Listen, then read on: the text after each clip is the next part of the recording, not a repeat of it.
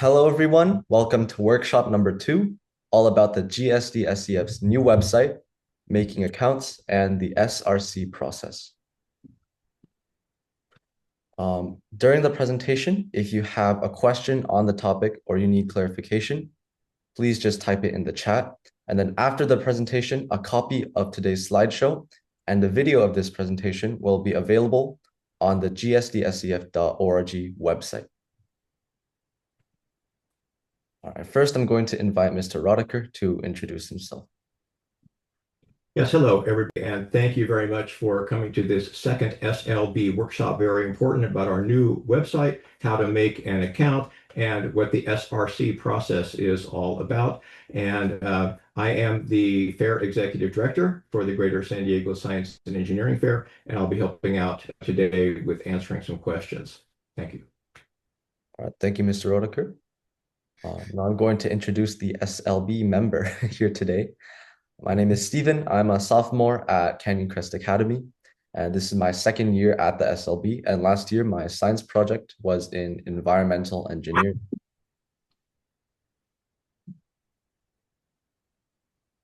Okay, now for a brief overview of today's workshop. So today we will have a quick view of the new GSDSEF website. I will explain the SRC review process, which is the important step before you officially start your project. And then I'll spend most of our time on our new website to show you from how to make a new account up to the step that you submit your project for SRC review. In case you haven't seen it yet, the Science Fair has a new website. It's a pretty neat one. It has tons of information that can help you navigate through your Science Fair project. And if you'd like to just flip through it real quick, the link is www.gsdsef.org.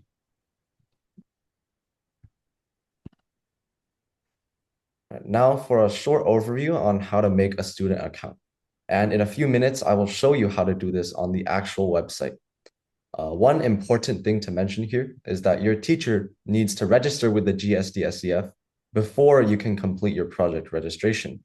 So please make sure to ask your teacher to register for the fair as early as possible. Also, before you start to register a new account, you should have a valid personal email address and you should have ready access to it because you need a validation email to continue on with your project. And the reason we ask for personal emails is that a lot of the times, school emails filter out these types of emails from the fairs and stuff. So it's best if you have a personal email that you can readily access. Before you start your project, you're going to need an approval from the SRC review. SRC stands for Scientific Review Committee. So during SRC review, qualified scientists, engineers, and teachers review each project to determine if safe scientific and engineering processes and practices will be followed. And please keep in mind that this process occurs before you start your project, and you must have approval from the SRC before you officially start your project.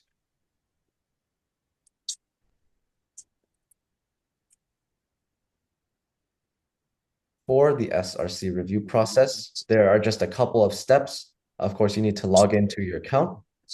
Then you click on the dashboard in the upper left-hand corner, create project. Then you'll fill in a couple details, attach any ISEF forms that are needed. And then as for the last step, there's some stuff that you need to sign with your parent. And then after you sign everything, it will be sent to your teacher. And after teacher approval, it will be sent to SRC review. I will be going over this process in detail on the actual website later, but this is just a general overview of the process. Okay, now it's action time. I spent some time this summer to test out the new website, and Mr. Rodecker and his team did all the backend work. So Mr. Rodecker, please feel free to jump in if I missed anything along the way. So I will go to the GSDSEF website, and now I will show you how to register an account and submit your project for SRC review. So right as you enter your website, You'll see our homepage right here. On the tab that says Students, you can go to the drop-down menu, and the lower two options say Register and Log In. So if you have not done the fair before and you do not have an existing account, you will click Register. If you have done the fair before and you already have an account, you can click Log In. So for today's workshop, I will be clicking Register, and I will create a mock account. So this is my fake email address. Oh, please make sure to mute your mic. Oh, thank you. Again, if you have any questions, please feel free to put them into chat and we will address them. Thank you. Yes, thank you, Mr. Rhoda. Again, after you have all these fields filled out, your email and your password, you can press Create Account. And one thing to note is that your password should be at least 8 characters long. So everything is filled out. And now we see that on our dashboard, our new dashboard, it says email verification needed. So I will go to my email, and I can see that I already have a verify your email address. So I will click this link. And after you click the verification link, you come to your profile. So before you start your project, just make sure to fill out a couple details about yourself. So zip code, contact phone, the email, which you already put in there, your grade level, your gender, school type, the number of years you've participated in the fair, and finally your ethnicity. So once you have all of these fields filled out, you can click Save Changes. And after you verify that these are correct, you can go to your dashboard on the upper left-hand corner. Before we start the process of creating the project, I'd like to show you around the resources.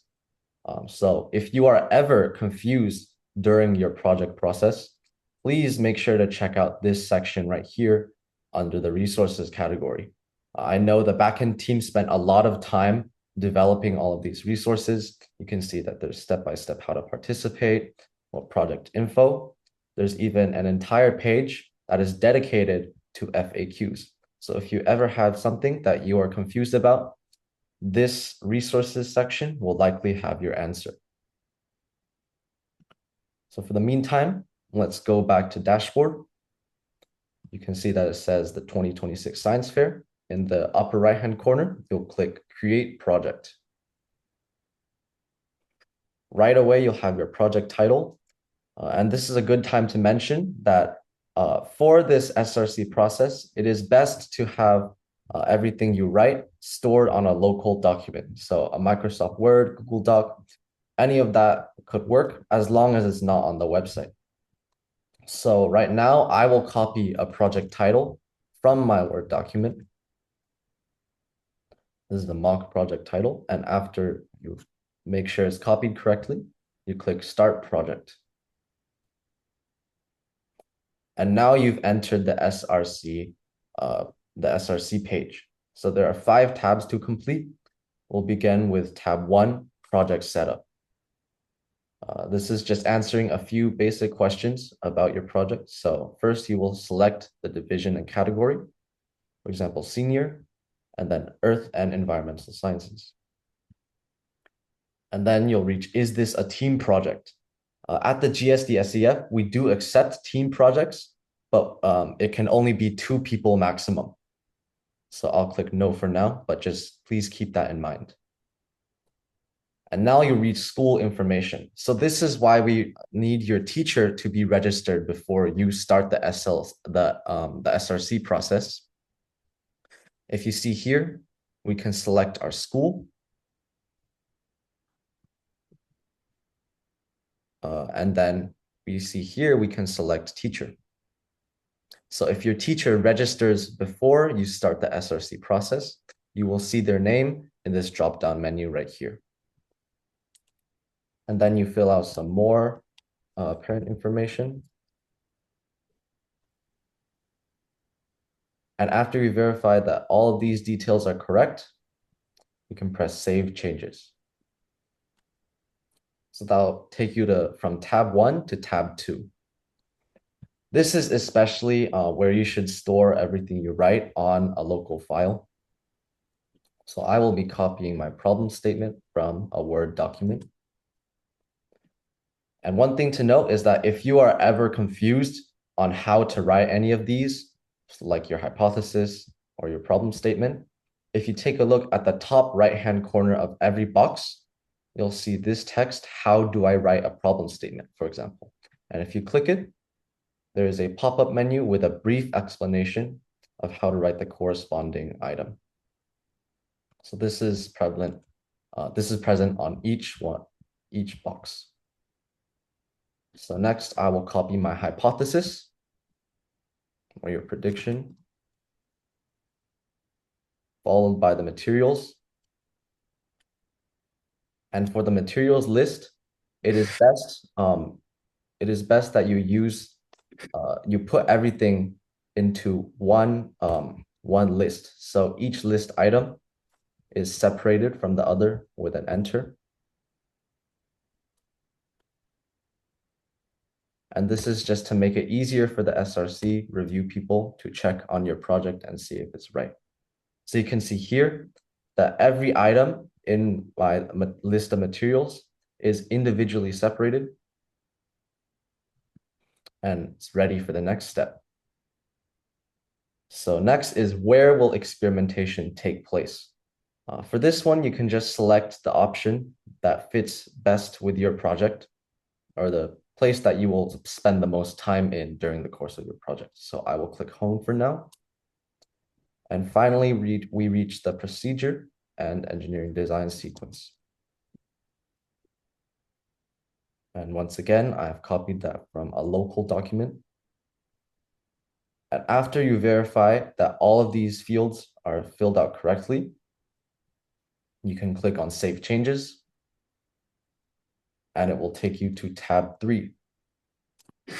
Tab 3 is very, very important because this is where you decide what ISEF forms that you will be using for your project. So if we scroll past this question right here, you'll see this forms helper table. Now, this forms helper table contains multiple criteria, and if your project meets any of these criteria, then you will have to fill out some of these ISEF forms. Let's say that your project requires mentoring from a professional scientist or engineer. So if that's the case, you would go and fill out ISEF Form 2, which is the qualified scientist form. And if you click on this link right here, it will take you to the form where you can download it, you can fill it out on your end, and scan it and upload it as needed. Now, let's say that your project involves hazards of any sort, biological and or non-biological. So before completing the actual ISEF form, you would download the risk assessment, the directions on completing the risk assessment form by clicking on this link right here. You can see that it's been downloaded. And then after reading through here, you would fill out ISEF Form 3, risk assessment. And here's the important part. If your project meets any additional criteria, you will have to fill out some accessory forms as necessary based on the rules and guidelines that are in the how to complete the risk assessment form document. So this holds true for multiple sets of forms. For now, I will say that my project does need ISEF forms.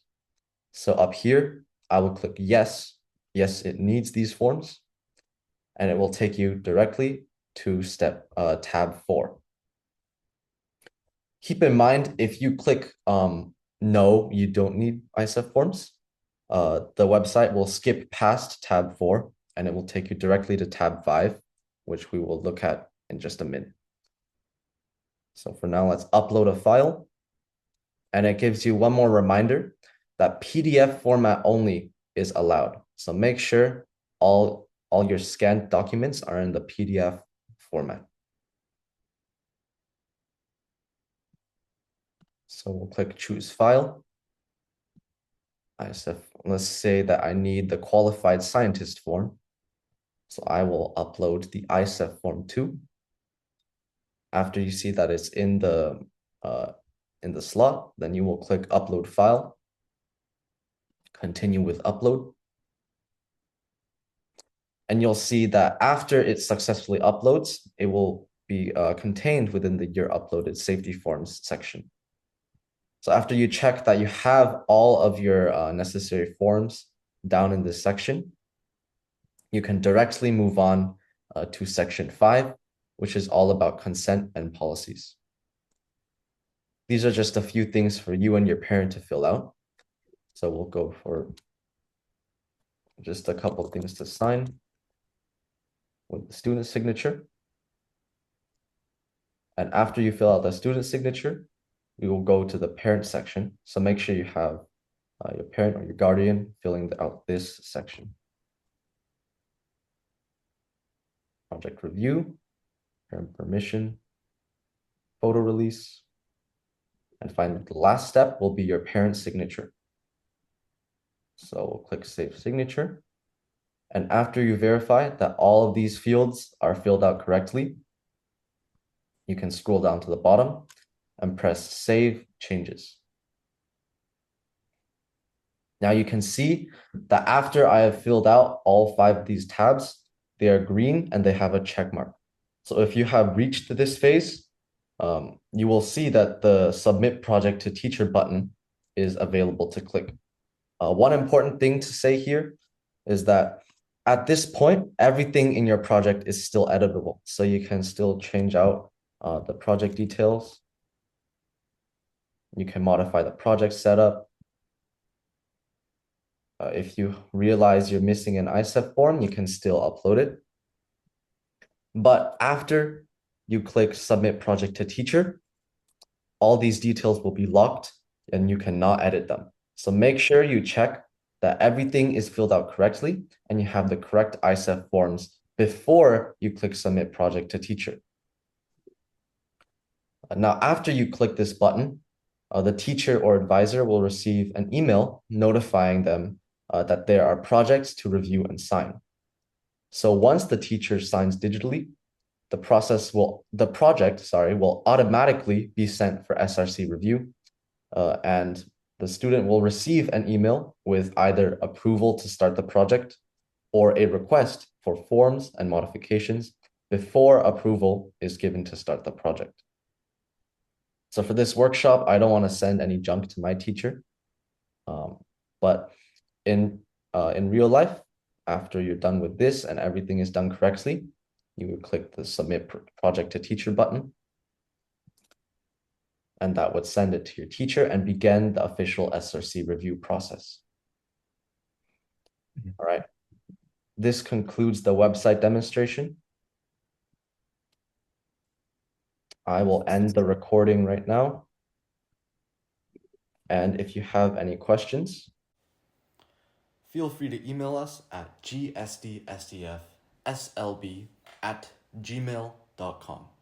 Thank you.